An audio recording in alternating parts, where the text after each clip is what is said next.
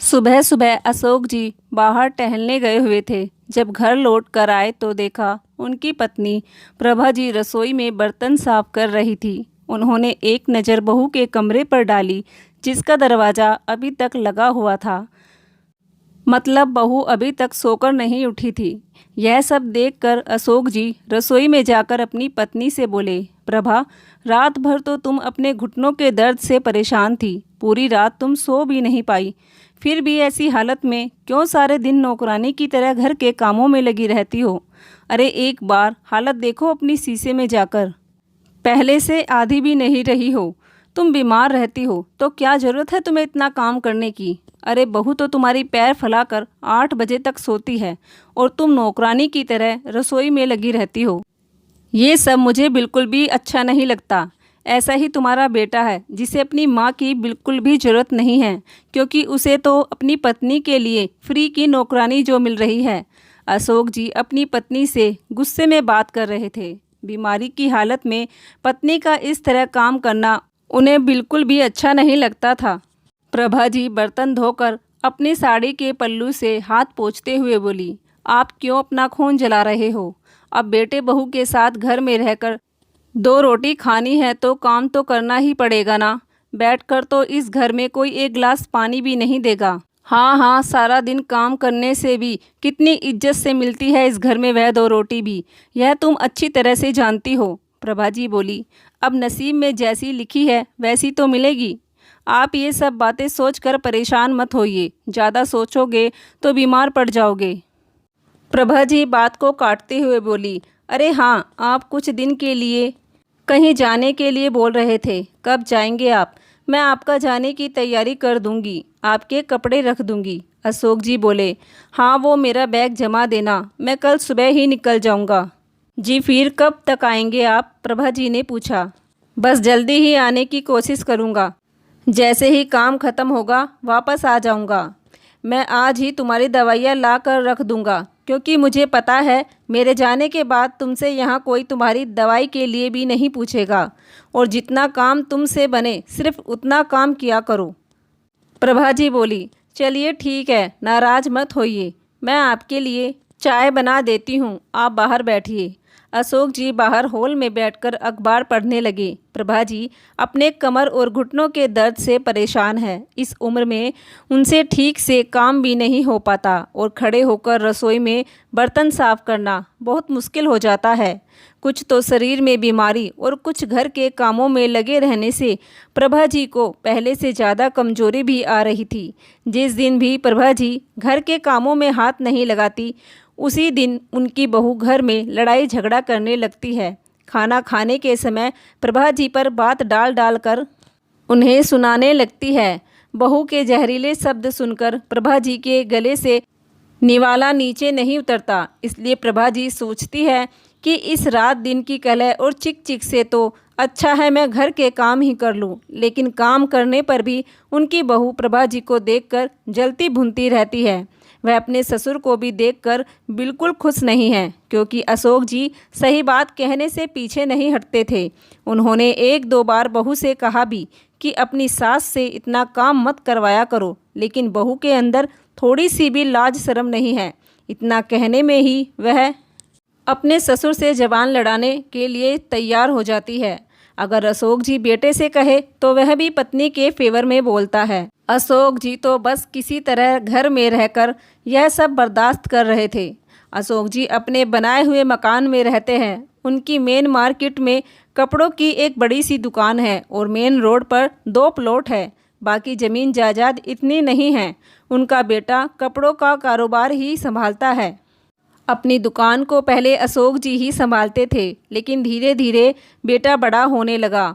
उनके बेटे अमित की शादी नहीं हुई थी, तभी उन्होंने दुकान की जिम्मेदारी अपने बेटे को सौंप दी थी, क्योंकि उस समय तो अमित भी बहुत आज्ञाकारी था। अपने माता पिता का पूरा ध्यान रखता था, उनकी बात को कभी नहीं गिरने देता था।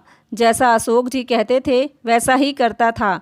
लेकिन बेटे की शादी के 2-3 साल तो सब कुछ ठीक रहा, लेकिन फिर अमित पूरी तरह बदलता चला गया। अब उसे अपनी पत्नी की राय और उसकी कही हर बात अच्छी लगती है। वह पत्नी की बातों पर ज़्यादा अमल करता है। अब माता पिता से ज़्यादा उसे अपनी पत्नी प्यारी लगने लगी थी। माँ बाप के लिए तो जैसे उसके अंदर अब कोई कदर न बची थी। इस बात को लेकर अशोक जी हमेशा चिंतित रहते थे। थोड़ी देर बाद प्रभा जी अशोक जी के लिए चाय बनाकर ले आई। कुछ देर बाद बहू भी उठकर बाहर आ गई और अपनी सास से बोली, माँ जी हमारी चाय कहाँ है? बहू, तुम लोग अभी सो रहे थे इसलिए मैंने तुम्हारी चाय नहीं बनाई। पहले ही बना कर रख देती तो वह खराब हो जाती।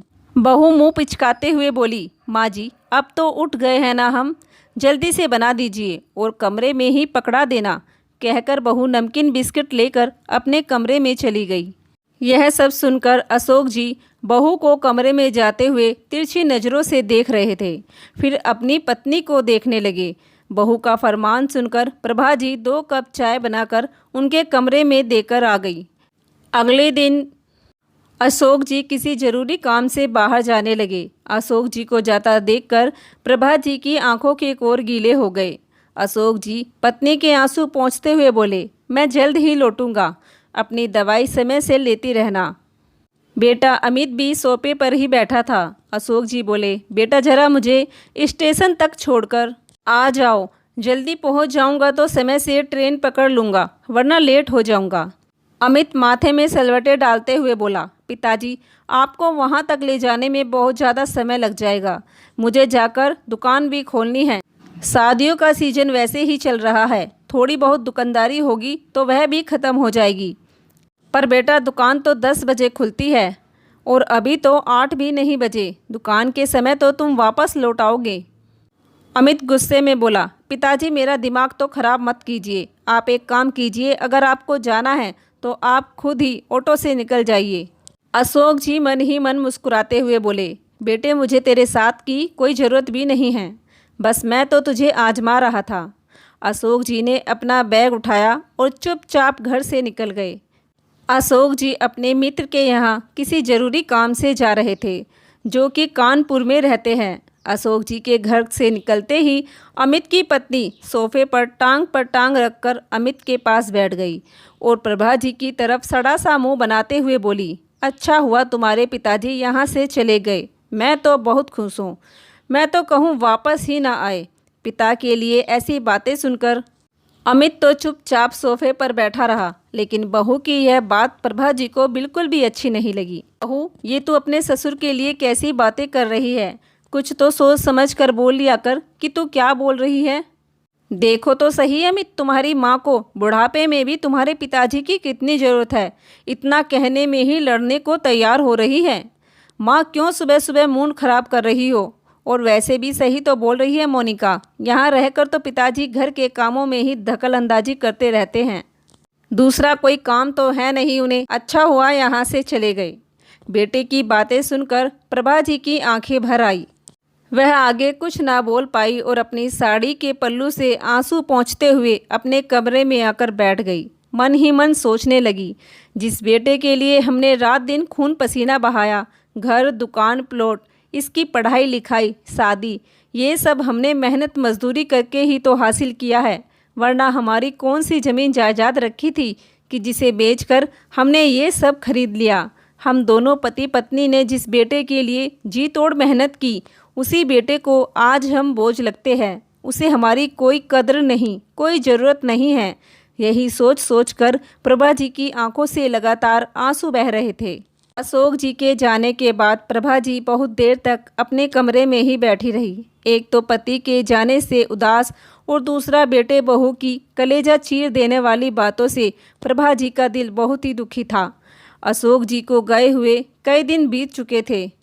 एक दिन वो बाथरूम में कपड़े धो रही थी। अचानक बाहर निकल कर आई तो पैर फिसल जाने की वजह से वो गिर पड़ी और उनको कई जगह गुम चोट आई, साथ ही घुटने और कोहनी बुरी तरह छिल गए। चोट लगने की वजह से अब प्रभा जी घर के काम नहीं कर पा रही थी, उनसे ठीक से चला फिरा भी नहीं जा रहा था। प्रभा जी ने डॉक्टर के पास जाने के लिए कहा तो बहू ने एक पेन किलर और एक बीटाडीन के ट्यूब प्रभा जी को पकड़ा दी। कोई ज़रूरत नहीं है डॉक्टर के पास जाने की, इतनी बड़ी चोट नहीं लगी है कि डॉक्टर के पास जाना पड़ेगा, और बिस्तर में भी लेटने की कोई ज़रूरत नहीं है। दवाई खाकर सीधे काम पर लग जाओ।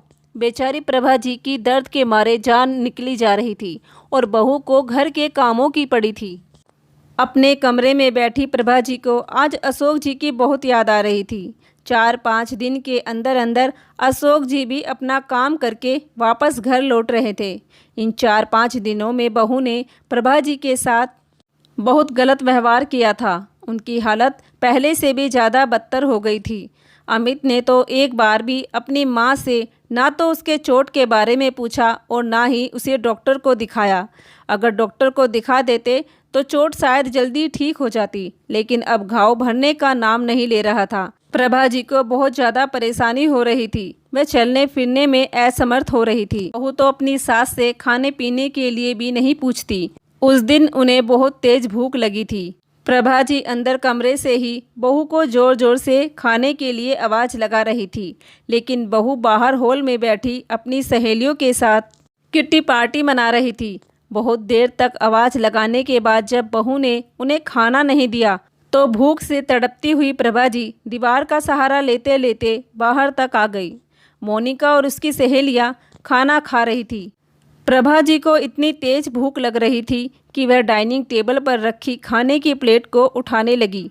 तभी बहू ने उनकी तरफ आंखें निकाल दी। यह देखकर प्रभा जी के हाथों से प्लेट छूट गई और प्लेट में रखी सब्जी बहू मोनिका के कपड़ों पर गिर गई। यह देखकर मोनिका अपनी सास पर चिल्लाने लगी, बुढ़िया आज तुझे नहीं छोड़ूंगी। प्रभा जी डर गई और हाथ जोड़कर बहू से माफ़ी मांगने लगी, लेकिन मोनिका का टेम्परेचर तो बुरी तरह हाई हो रहा था। उसने प्रभा जी को इतनी तेज़ धक्का दिया कि प्रभा जी का सर सीढ़ियों में जाकर लगा। तभी अचानक घर पहुंचे अशोक जी यह सब देख चुके थे। पत्नी की ऐसी हालत देखकर अशोक जी आग बबूला होते हुए बहू पर टूट पड़े और 2 थप्पड़ खींचकर उसके गाल पर रख दिए। अशोक जी की 5 उंगलियां बहू के गाल पर छप गई। ससुर का ऐसा क्रोधित रूप देखकर आज मोनिका के होश उड़ गए। मोनिका के गाल पर छपी 5 उंगलियां देखकर उसकी सहेलियों की आंखें फटी की फटी रह गई और एक एक करके सभी वहां से रफू चक्कर हो गई। उसी समय अमित भी घर आ गया और अपनी पत्नी को पिटते देख अमित अपने पिता पर बरसने लगा और अशोक जी को कमरे की तरफ धक्का देते हुए बोला, जाइए फटाफट अपना सामान पैक कीजिए, अब और बर्दाश्त नहीं होगा मुझसे। आप इस घर में नहीं रहोगे। आपने मेरी पत्नी पर हाथ उठाया है, यह मुझे बिल्कुल भी बर्दाश्त नहीं है। इतना ही कहना था कि अशोक जी के सब्र का बांध टूट गया और उन्होंने अपने पैर से चप्पल निकालकर बेटे में भटाभट बजा दी। बहुत दिन से बेटे बहू की हरकतें बर्दाश्त कर रहे अशोक जी ने आज ऐसा तांडव दिखाया कि बेटे बहू की आंखें फटी की फटी रह गई।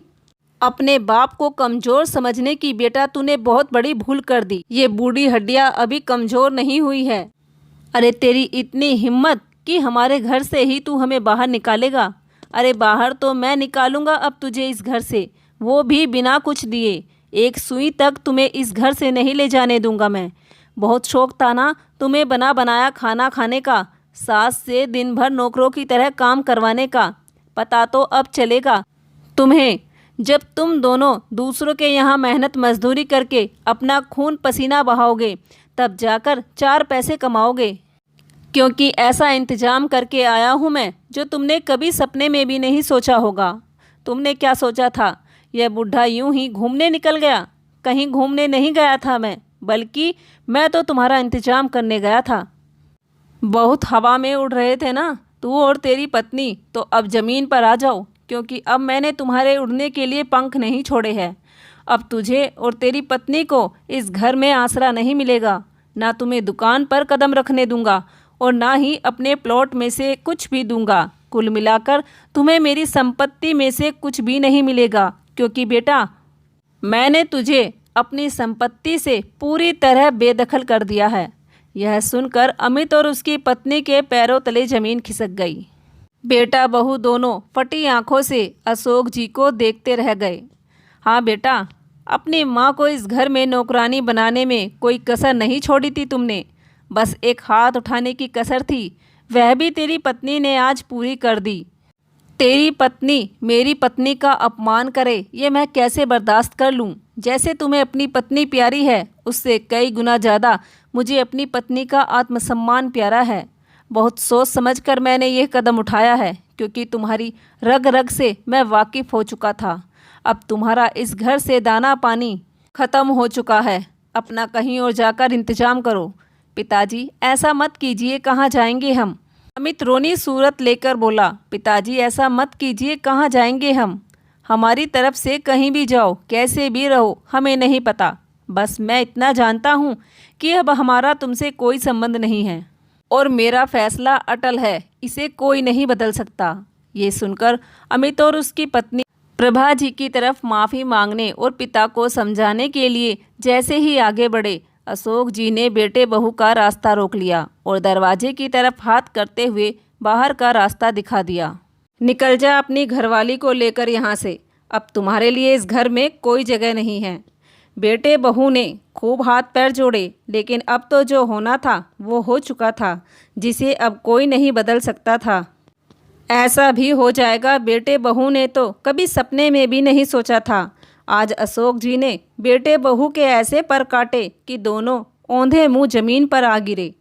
दोस्तों, क्या अशोक जी का फैसला सही था या गलत? एक बार कमेंट करके ज़रूर बताइए। और कहानी पसंद आई हो तो प्लीज़ हमारे चैनल को भी सब्सक्राइब कर लीजिए। धन्यवाद।